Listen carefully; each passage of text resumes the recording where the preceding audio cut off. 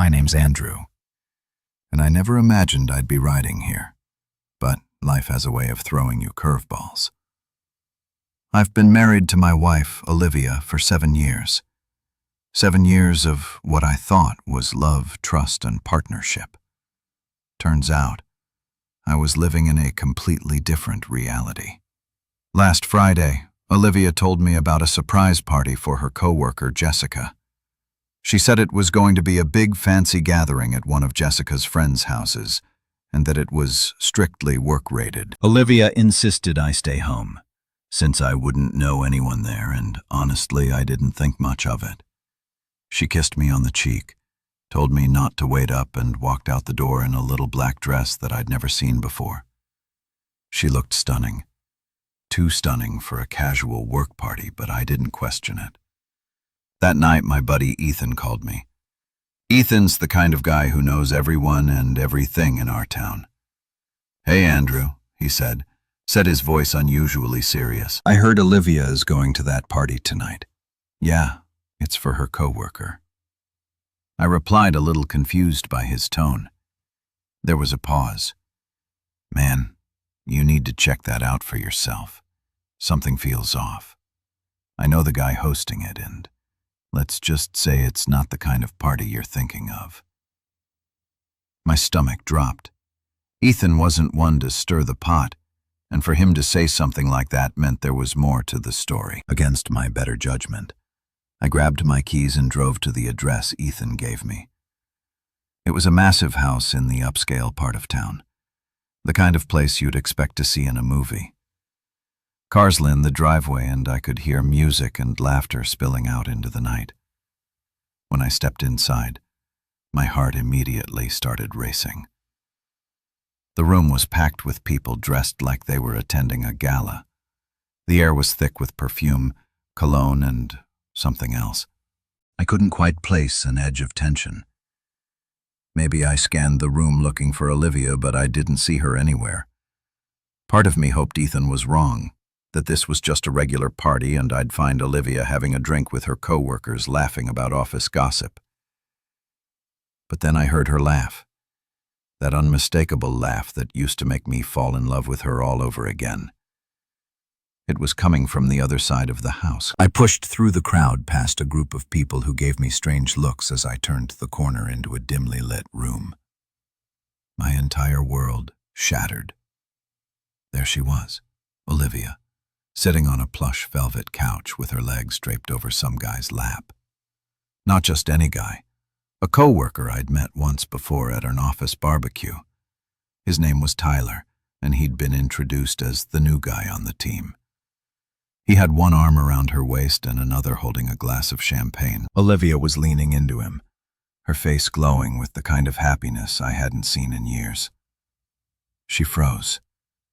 The second she saw me, her smile vanished, replaced by a look of sheer terror. Tyler followed her gaze and looked up at me, his expression turning from smug to stunned. In an instant, the entire room went.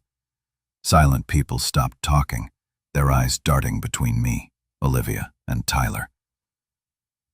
I stood there, unable to move, unable to speak. My heart felt like it had been ripped out of my chest and stomped on. I wanted to yell, to scream, to demand an explanation, but no words came. All I could do was stare at her, hoping, praying that this was some kind of terrible misunderstanding. But then she spoke. "Andrew, I can explain." She stammered, her voice shaking. That's when I realized the truth. There was no explaining this. She wasn't at a work party. This wasn't some innocent misunderstanding. The woman I had devoted 7 years of my life to had betrayed me in the most public, humiliating way possible. And everyone in that room knew it. The tension in the room was suffocating. I could feel dozens of eyes on me, on her, on him, for a moment. I thought I was going to collapse. My legs felt like jelly, but my anger kept me upright. Olivia, my wife, was still frozen on the couch, her face pale. Tyler had shifted uncomfortably, clearly realizing this wasn't just some random guy catching his girlfriend in the act. This was her husband.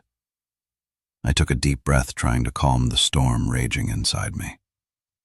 "Explain," I said, my voice low but steady. "Go ahead, Olivia. Explain why my wife is draped over some guy like this at a work party. I'm all ears." She stood up abruptly, smoothing out her dress like that would somehow fix everything. "Andrew, please. It's not what it looks like," she said, her voice trembling. "Not what it looks like." I repeated, my voice rising. "You're sitting here with him." I pointed at Tyler, who flinched. "And you're telling me this isn't what it looks like? Then, what is it, Olivia? What kind of work requires this?" At that moment, someone in the back of the room snickered. The sound hit me like a slap, and I realized how many people were enjoying the spectacle. My humiliation was their entertainment. It made my blood boil. Tyler finally spoke, his voice annoyingly calm. "Hey man, let's not make a scene. This isn't what you think." I cut him off. "Don't you dare!" "Hey man, me," I snapped, stepping closer to him. "You don't get to talk. I don't know who the hell you think you are, but you're nothing to me." He raised his hands defensively, but I wasn't done. "You knew she was married, didn't you? Don't play dumb, you knew, and you did this anyway, so don't stand there pretending like you're innocent." Olivia grabbed my arm, her voice frantic. "Andrew, stop. You're embarrassing yourself." Those words, embarrassing yourself, as if I was the one who had done something wrong, as if I was the problem in this situation. I yanked my arm away from her, the disgust clear on my face. "I'm embarrassing myself," I said, my voice dripping with disbelief. "No, Olivia. You embarrassed me the second you walked into this house and decided to throw away everything we had for this." I gestured toward Tyler, who was now looking like he wished he could disappear into the couch cushions. The crowd was silent again, their whispers from earlier replaced by a stunned stillness. I could feel the weight of their stares, the judgment, the pity, but I didn't care. My focus was entirely on Olivia. She looked like she was about to cry, but I couldn't bring myself to feel sorry for her, not after what I'd just seen. "You owe me the truth," I said, my voice quieter now but no less firm. "How long, Olivia? How long has this been going on?" She opened her mouth, closed it, then looked down at the floor. That told me everything I needed to know. "You can't even say it, can you?" I said, shaking my head. Unbelievable. At that moment, Ethan appeared by my side. I hadn't even noticed he was there. He put a hand on my shoulder, a silent gesture of support. "You don't need to do this here, man," he said quietly. "Let in. Go." But I wasn't ready to leave. Not yet. I turned back to Olivia. "You know what hurts the most," I said, my voice breaking. "It's not just that you cheated. It's that you lied to me over and over. And you didn't even have the decency to hide it somewhere private. You let this happen in front of a room full of people. People who are all watching me right now, like I'm some kind of fool." She finally looked up at me, tears streaming down her face. "I didn't mean for you to find out like this," she whispered. I laughed bitterly. "Oh, so you were planning to tell me when Olivia, after the divorce papers were already signed, or maybe after you moved in with him." I pointed at Tyler again, who was now standing awkwardly, clearly wanting to be anywhere. But here, Ethan tugged at my arm again. "Let'n go, Andrew. She's not worth it." For a moment I considered staying, saying more, making her feel even a fraction of the pain I was feeling. But then I realized Ethan was right. Nothing I said or did here would fix what she'd done. She wasn't worth it. None of this was. Without another word, I turned and walked out of the house, Ethan close behind me. As soon as we were outside, the cold night air hit me and I realized I was shaking from anger, from betrayal, from everything. Ethan handed me his car keys. "You're not driving tonight," he said firmly. "I'll take you home." I nodded, too drained to argue. As we drove away, I looked back at the house, at the life I thought I had, and I felt a strange mix of sadness and relief. Sadness for what I'd lost, relief that I finally knew the truth. But one thing was clear. I wasn't done yet. This was just the beginning. I didn't sleep that night. How could I? I lay on the couch in my living room staring at the ceiling, replaying every moment of what I'd seen at that party. The look on Olivia's face, their smugness turning to fear, the whispers of the crowd. It was all burned into my memory. My phone sat on the coffee table, buzzing periodically with messages, but I couldn't bring myself to look at them. I knew who they were from, and I wasn't ready to deal with it. By morning, the numbness had worn off and the anger kicked in. I didn't even feel tired anymore. I felt charged like a live wire ready to snap. I walked into the kitchen, made a pot of coffee, and sat at the table staring at the steam rising from the cup. My mind was racing. What was I supposed to do now? Divorce seemed like the obvious answer, but even thinking about it made my stomach churn. 7 years of my life gone. 7 years of trusting someone who didn't deserve it. My phone buzzed again, and this time I picked it up. There were multiple missed calls and texts from Olivia, all saying the same thing. "We need to talk. Please come home. I can explain everything. Explain everything." She couldn't even admit how long it had been going on. When I confronted her last night, what was left to explain? That it wasn't just Tyler? That this wasn't her first time? I threw the phone down, disgusted with myself for even considering hearing her out. That's when Ethan showed up. He let himself in, like he always did, and plopped down across from me at the table. He had a paper bag in one hand and a look of determination on his face. "Bagels," he said, pulling 2 out of the bag and tossing one to me. "You're going to eat, whether you like it or not." I didn't have the energy to argue, so I took the bagel and took a bite. Ethan leaned back in his chair, watching me like he was waiting for me to break down or explode. "You okay?" he finally asked. "No," I said flatly. "I'm not okay." "Good," he said, surprising me. "You shouldn't be. What she did to you was garbage, Andrew. Absolute garbage. But you're going to get through this." I stared at him. Am I? Because right now it doesn't feel like it.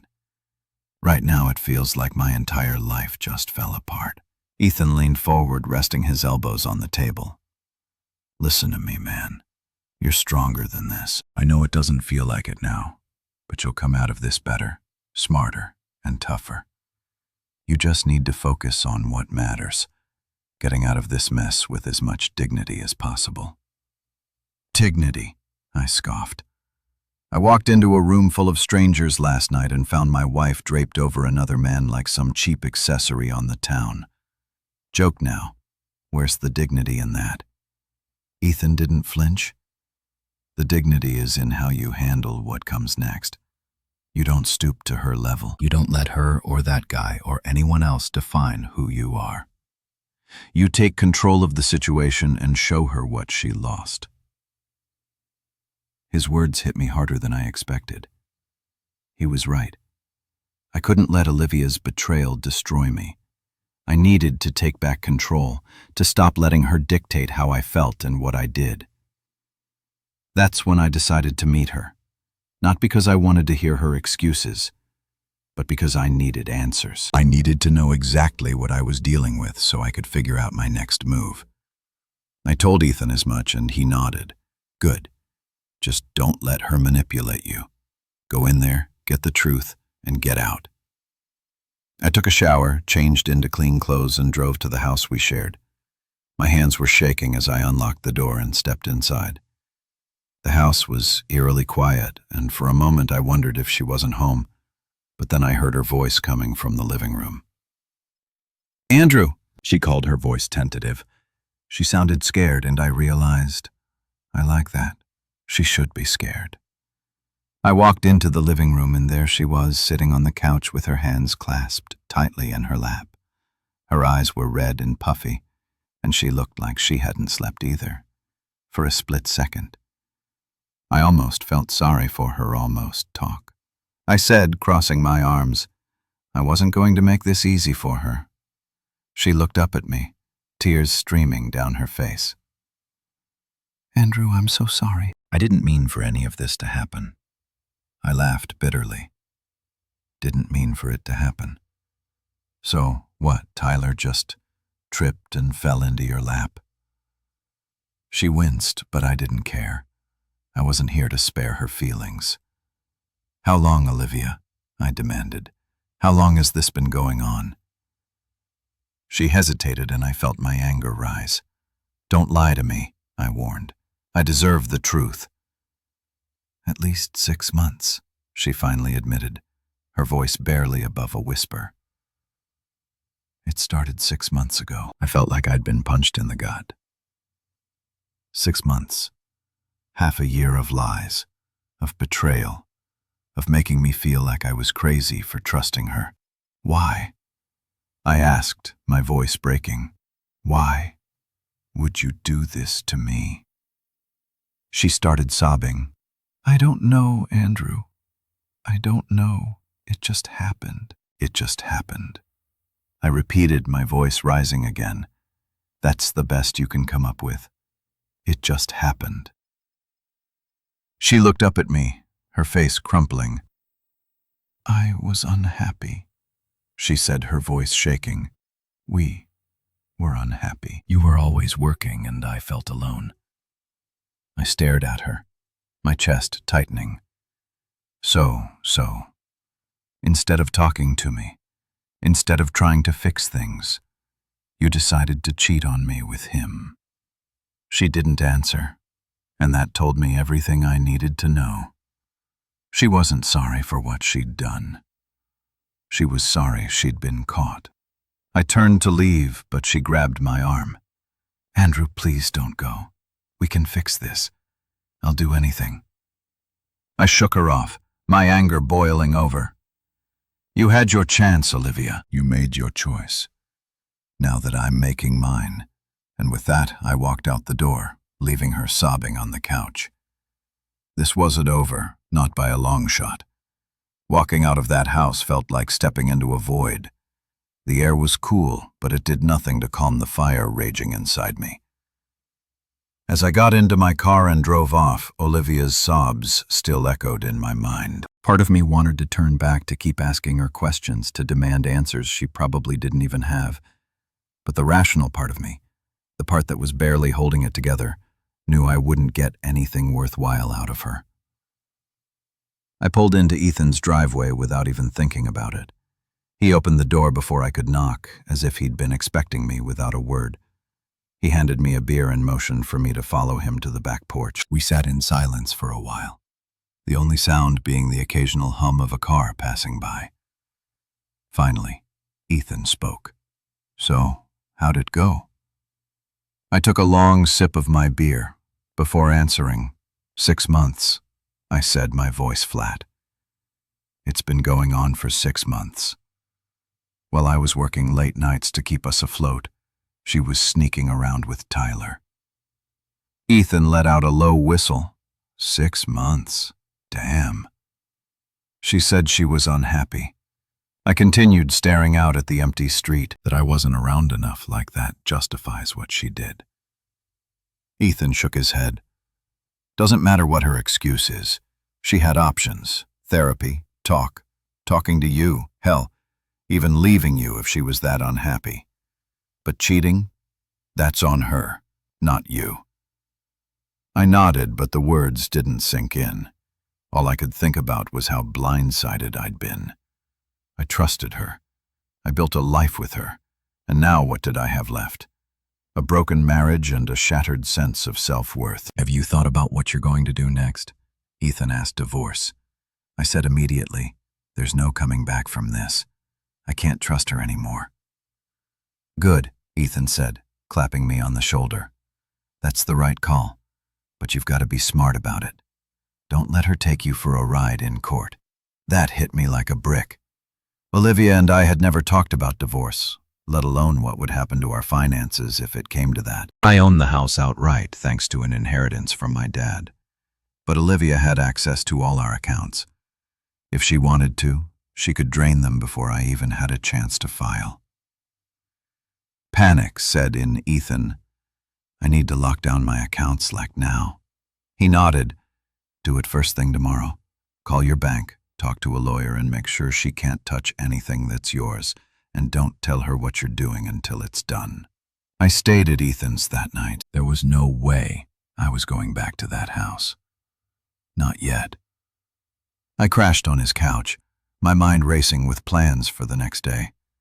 Sleep didn't come easily, but when it did, it was restless. Images of Olivia and Tyler haunted me, their laughter ringing in my ears, their betrayal slicing through me like a knife. The next morning I woke up early and made a list of things I needed to do. First on the list, talked to a lawyer. I didn't know the first thing about divorce proceedings, but I wasn't about to go into this blind. Ethan recommended a guy he knew, and within an hour I was sitting in a sleek office explaining my situation to a man named Greg, who looked like he'd seen it all. Greg listened carefully, nodding occasionally as I spoke. When I finished, he leaned back in his chair and folded his hands. First things first, he said, you need to protect your assets. If your wife has access to your joint accounts, you need to separate your funds immediately. I can help you with that. I nodded. Don, what about the house? It's in my name. That's good, Greg said. Since you own it outright, it'll be harder for her to claim any part of it. But she could still try. We'll make sure that doesn't happen. He went on to explain the steps I needed to take, filing for divorce, documenting everything, and preparing for the possibility that Olivia might not go down without a fight. It was overwhelming, but for the first time since this nightmare began, I felt like I had some control over the situation. After the meeting, I went straight to the bank and opened a new account. I transferred my savings and the funds from our joint account into it, leaving just enough behind to cover Olivia's and immediate expenses. It wasn't petty. I wasn't trying to leave her stranded, but I wasn't about to let her take everything either. By the time I got back to Ethan's, I was mentally and emotionally drained, but I felt lighter, like I was finally taking steps to move forward, even if it was just inch by inch. That evening, Olivia called me again. I stared at the screen for a long time before finally answering. What do you want, Olivia? I want to talk, she said, her voice thick with emotion. I want to fix this. Andrew, there's nothing to fix, I said coldly. You made your choice and now I'm making mine. Please, she begged. Can't we at least try counseling? I'll do whatever it takes. I laughed bitterly. Counseling. That's rich coming from you. You didn't care about our marriage when you were sneaking around with Tyler. Why should I care about it now? She started crying, but I didn't feel sorry for her. Not anymore. I'm filing for divorce. I said firmly, Uke, hear from my lawyer soon. Andrew, don't do this, she pleaded. I love you. I hung up without responding. If she loved me, she wouldn't have betrayed me. It was as simple as that. As I sat on Ethan's porch that night watching the sunset, I felt a strange sense of clarity. This wasn't how I wanted my life to turn out, but it was the reality I had to face. Olivia had broken my trust, and there was no coming back from that. All I could do now was pick up the pieces and start over. But as I sat there, one thought nagged at me. Tyler. He wasn't off the hook. Not by a long shot. As much as I wanted to shut the door on this entire mess and move on, the name Tyler kept echoing in my mind. He wasn't just some random guy Olivia had met. He wasn't a stranger who had stumbled into our lives by accident. No, this guy had been introduced to me, shaking my hand, smiled at me, and acted like we were friendly acquaintances. He looked me in the eye while stabbing me in the back. It wasn't just Olivia's betrayal that cut deep, it was his too. I didn't know him anything, but that didn't mean I could just let him walk away, unscathed. The next morning I called Ethan. "I need you to do me a favor," I said, my voice firm. "Find out everything you can about Tyler, where he works, where he lives, anything." Ethan hesitated. "Andrew, man, are you sure you've already got enough on your plate? Don't let this guy drag you down even further." "I'm not planning anything stupid," I assured him. "I just need to know who I'm dealing with." Ethan sighed. "All right, give me a day or two by." The next afternoon, Ethan came through. Tyler worked at a mid-sized marketing agency in town, and of course Olivia had helped him get the job. She'd vouched for him, pulled strings, and even recommended him for a promotion. Recently, the kicker, he was married. Married. That little detail hit me like a freight train. So not only was he screwing my wife, but he was betraying his own too. It was like this guy had no moral compass at all. His wife's name was Rachel, and she worked part-time as a nurse at a local clinic. Ethan even managed to find her Instagram profile where she posted photos of her and Tyler just weeks ago, smiling like they had the perfect life. The irony was nauseating. I sat there staring at Ra's profile for a long time, debating what to do. A part of me wanted to reach out to her to let her know what kind of man she was married to, but another part of me hesitated. Was it my place to shatter her world the way mine had been shattered? Or would I just be dragging someone else into this mess? Eventually, I made up my mind she deserved to know the truth. I sent Rachel a private message, keeping it short and to the point. "Hi, Rachel. My name is Andrew. I don't know how to say this, but I believe your husband Tyler has been having an affair with my wife Olivia. I caught them together at a party recently, and I thought you should know if you want to talk. I can provide more details." It felt surreal hitting send on a message like that. My hands were shaking, and I half expected her to either ignore me or lash out, thinking I was some crazy stranger. But just 15 minutes later, she replied, "Andrew, thank you for reaching out. I've had my suspicion about Tyler for a while now. Can we meet in person? I think we need to talk." I agreed to meet her that evening at a quiet coffee shop on the other side of town. I didn't tell Ethan or anyone else where I was going. This felt like something I needed to handle on my own. Rachel was already there when I arrived, sitting at a corner table with a cup of tea in front of her. She looked exhausted, like she hadn't slept in days. Her dark hair was pulled into a messy bun, and there were shadows under her eyes. She gave me a small nervous smile as I approached Andrew. She asked, standing, to shake my hand. I nodded. "Rachel, thanks for meeting me." We sat down, and for a moment neither of us spoke. I didn't know where to start, and she seemed just as lost. Finally, she broke the silence. "So it's true? Tyler and your wife?" I nodded again, my jaw tightening. "I walked in on them at a party 2 nights ago. She admitted it's been going on for 6 months. Rachel's face crumpled and she covered her mouth with her hand.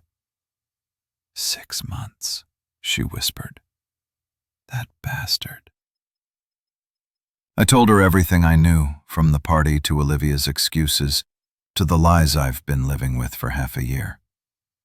Rachel listened intently, her eyes filling with tears but never spilling over. When I finished, she took a deep breath and said, I knew something was wrong. He's been distant lately, always working late or going out with friends. I even found a text on his phone once, but he convinced me it was nothing. God, I'm such an idiot. You're not an idiot, I said firmly. Hecky, just a good liar. So is Olivia. They knew exactly what they were doing. Rachel nodded, her jaw tightening. I should have seen it. I should have. She stopped herself, shaking her head. It doesn't matter now. What matters is what we do next. She was stronger than I expected, and I admired her for it. We spent the next hour talking, sharing details about our respective spouses and their behavior over the past 6 months. By the end of it, we had a plan. The next day, Rachel confronted Tyler. I didn't hear the full story, but Ethan later told me that Tyler had shown up to work, looking like he'd been hit by a truck. Apparently, Rachel had kicked him out of their house and was already talking to a divorce lawyer.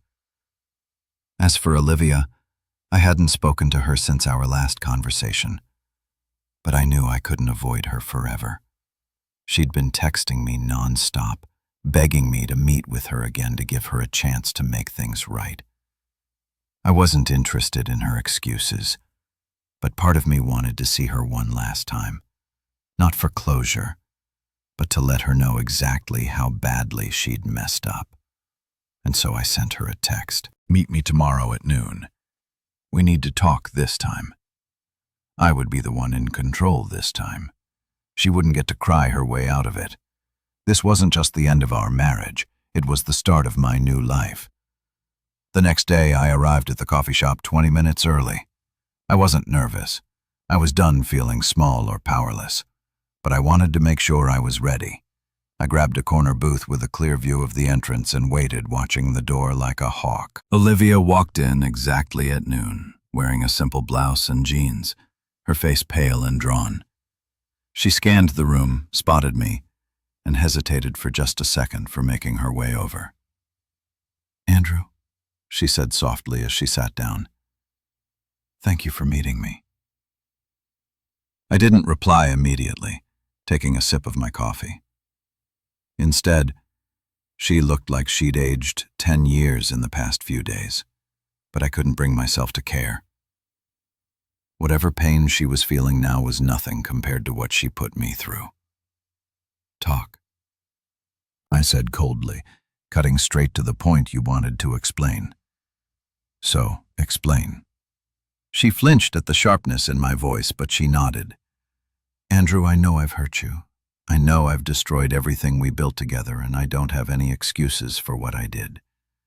I was selfish and stupid, and I don't even recognize the person I've become. I stared at her unmoved. Why, Olivia? Why would you do this?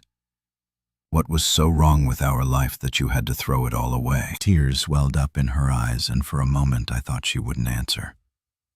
But then she took a deep breath and said, I don't know. I really don't. I guess I felt like we were drifting apart. You were always working, always tired, and I felt invisible. Tyler made me feel noticed, invisible. I repeated, my voice rising. You felt invisible, Olivia. I worked those late nights for us, for our future. Everything I did for you, and you repaid me by sneaking around with some loser. She didn't respond, just stared down at the table, her tears falling silently. I leaned back in my seat, shaking my head in disbelief. And Tyler, what's so special about him? What makes him worth destroying? Everything we had. He wasn't special, she whispered. It wasn't about him. It was about me. I was looking for something, anything to fill the emptiness I felt, the emptiness she felt. Her words hit me like a slap. I'd spent years trying to be the best husband I could be, and all the while she'd been looking for something I couldn't give her. Or maybe she just didn't want it from me.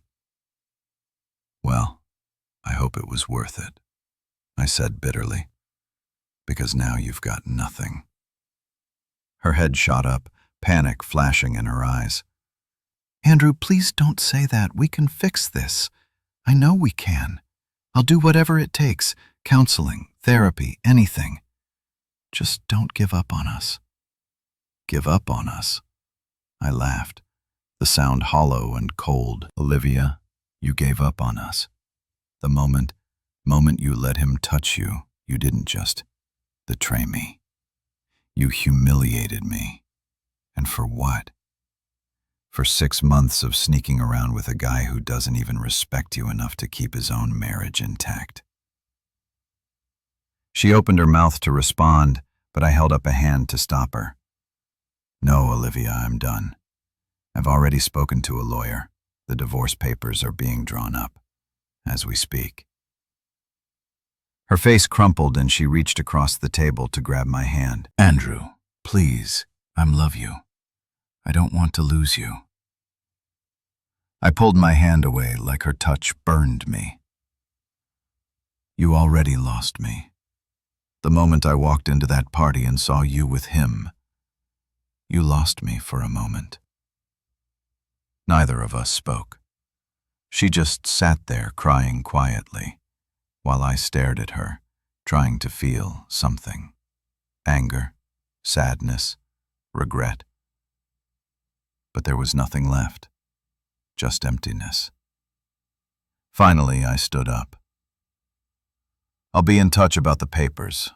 Don't contact me unless it's about something important. We're done, Andrew. Wait. But I didn't wait. I walked out of that coffee shop without looking back, leaving her sitting there with her tears and her regrets. The days following that meeting were a blur of paperwork, phone calls, and emotional exhaustion. But with every step I felt a little lighter, a little closer to reclaiming my life. I filed for divorce, locked down my finances, and started making plans to move out of the house we shared. It wasn't easy. Nothing about this was, but it was necessary. Ethan checked in on me, constantly dragging me out of the house when I started spiraling into my own head. You need to start living again, man, he said one night over beers. Go out, meet people, do something for yourself. I wasn't ready for dating, not even close, but I took his advice. In small steps, I started hitting the gym again, something I hadn't done in years. I picked up old hobbies like inn and photography that had fallen by the wayside. Slowly but surely, I started to feel like myself again. One afternoon, I got a message from Rachel. We hadn't spoken since that night at the coffee shop, but she wanted to let me know that she'd officially filed for divorce from Tyler. She thanked me for being honest with her and said she was focusing on rebuilding her life just like I was. It felt good to know I wasn't alone in this, that someone else understood what I was going through. A few weeks later, I got a call from Olivia. Against my better judgment, I answered. What do you want, Olivia? I asked, my tone weary. I wanted to apologize, she said, for everything, for the lies, the betrayal, all of it. I know I don't deserve your forgiveness, but I needed to say it. Her words caught me off guard. For the first time, she sounded genuine, not like she was trying to manipulate me or save face, but like she truly understood the damage she'd done. And as much as I hated her for what she'd done, I realized I didn't want to carry that hate forever. I appreciate that I said finally, but it doesn't change anything. I know, she said quietly. I just wanted you to know. We ended the call on a surprisingly civil note, and for the first time in months, I felt a sense of closure. I didn't forgive her, not completely, but I was ready to move on, and move on. I did. I signed the divorce papers, sold the house, and started fresh in a new city. It wasn't easy, but it was worth it. I rebuilt my life piece by piece, and though the scars of Olivia's betrayal will always be there, they no longer define me. If there's one thing I've learned from this experience, it's that betrayal doesn't have to break you. It can shape you, teach you, and make you stronger than you ever thought possible.